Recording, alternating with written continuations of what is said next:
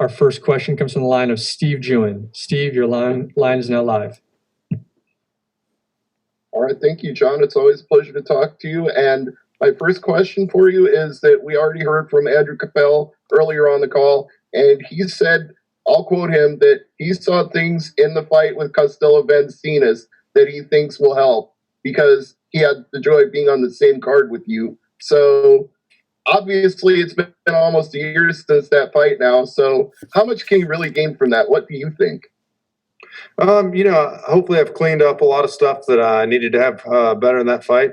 But that was a fight that I put a lot on the line, so I understand that mentality. But hopefully we'll see a different fighter out of me on Friday night. I'm sure we will. And given that he's got a lot of submissions on his record, I asked him if it was going to be a human chess match between the two of you, and he thinks it's going to be more of a stand-up fight. So how do you see the fight going? He's a guy that obviously he's a good kickboxer, but he wins from everywhere. He's got several wins off his back and some wins from top. So I think he's a guy that's pretty comfortable going everywhere, but I'm pretty comfortable everywhere too. And I think I'm going to be a little better in those positions. Very good. We've talked before about how you're perennially in title contention.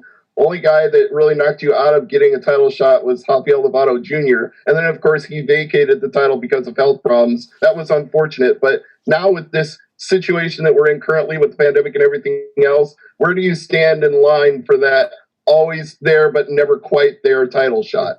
I hope I stand at the top of the list now. I know with COVID going on, there's several guys that can't get in and fight. So I hope that puts me, especially with that going on, right at the top. All right. We look forward to your fight on Friday. John, thanks so much. Thank you. All right. Our next question comes from the line of John Eric Poley. John, your line is now live. Hey, man, I wanted to ask you about, your gym. You guys have a lot of fighters, coming up that have a lot of fights in the next few days. Do you feel that you'll be setting the tone, kind of, that you'll be the first guy from your gym going out there and fighting in this busy couple-day stretch that you guys have coming up? I hope so. I think a win here is going to be huge just to get everybody rolling and then get 2 more wins in, I think, 4 days. So that's going to be really big for all of us. And then one of your teammates, Selecki, actually tested positive for COVID, I believe. So I was wondering what that whole process was like with your gym when you guys found out that he had it and everything that happened there. Yeah, we had to kind of scatter, work out from home for a little bit. It was 10 days that we had to deal with that. It was just a minor setback, caused him not to be able to fight in that fight. But everything's been good since, no issues since then. So we've been blessed on the backside of that. And then just the last thing for me, also along the COVID lines, Bellator now, they're back for a couple of weeks. Just can you talk a little bit about this new process that's been going on and how you think it's been handled?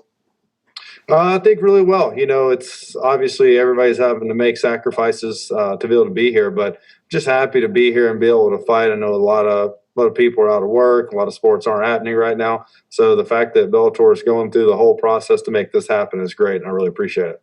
Thanks, man. Good luck this weekend. Thank you. All right. Our next question comes from the line of Damon Martin. Damon, your line is now live. Hey, John, obviously big fight for you this weekend, but there's also a risk here. You're a guy, as we mentioned, probably right there in line for a title shot. Andrew, of course, not as well known, coming off a big win over King Mo, but do you enjoy that pressure? Do you like being the favorite, going into a fight where a lot of people are kind of watching you going into this one? It doesn't really affect me one way or the other. And yeah, I think obviously I'm the favorite going in, but he's a tough guy. He's got a lot of wins, got a lot of fights. He knows how to win. This is a fight that I've got to treat just like I'm fighting for a title. You obviously can't control the pandemic. Of course, what happened, we didn't get to see Gegard Mousasi and Douglas Lima fight for the vacant title. But just on a personal level, were you upset at all or bummed that fight hasn't happened? Because, again, that fight happening kind of affects your future because a win here, I think most people believe you should get the title shot. But, again, you're still dealing with a lot of unknowns because we don't even have a champion right now. Yeah, I hate that. I wish we could have had that fight, and that way we'd have some answers going forward on what's going to be next. But, it's just the way it happened, and hopefully we can get everything back rolling normal pretty quick. Is there any part of you that feels like maybe a win this weekend you could jump in? I mean, we're dealing with travel restrictions. We've had to see some fights change. I mean, I don't know if you're up for fighting Gegard or Douglas, but I mean, would you be willing in that situation if one of those guys? I know Douglas obviously lives in the U.S., but I don't know what Gegard's situation is. Like, would you be willing to maybe jump the line and try to get a title shot after this one? Yeah, I think that'd be perfect. I think it only makes sense. We can't let the title sit vacant forever. So, me and Lima fighting for it, I think makes a lot of sense. I know he wants to stay active too. And obviously, it all hinges on this weekend. You've been a guy who's gone out and dominated and finished a lot of fights.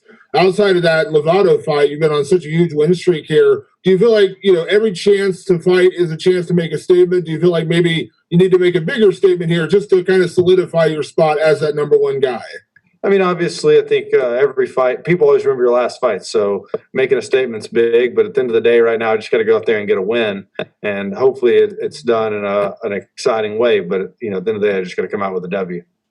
Thanks, John. Thank you.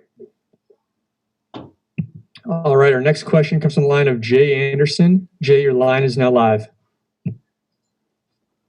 Thanks very much. And John, when we spoke to Andrew earlier, he referred to himself as old, said he sees retirement on the horizon, basically.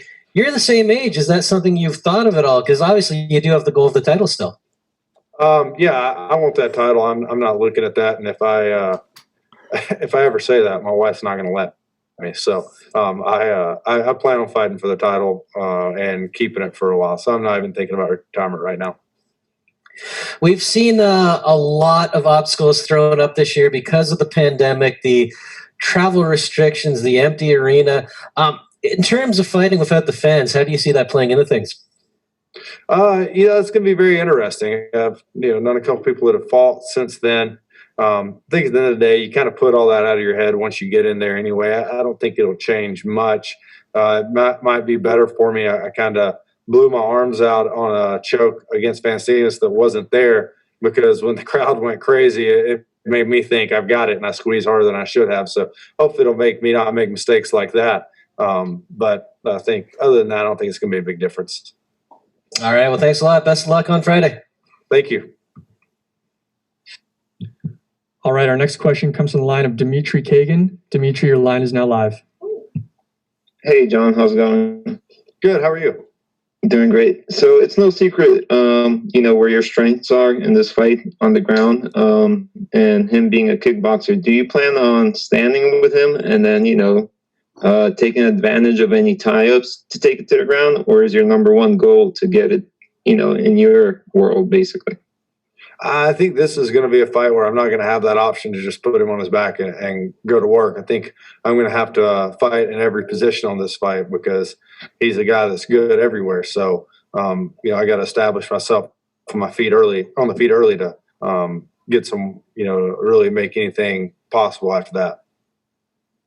Okay. And having said that, have you worked on striking more this camp than you normally would for your other fights? I always kind of work on everything evenly. So I wouldn't say any more.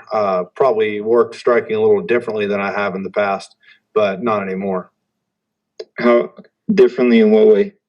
A while ago, I threw a lot more drilling in than anything else in striking. And then I went back to doing a lot of pad work.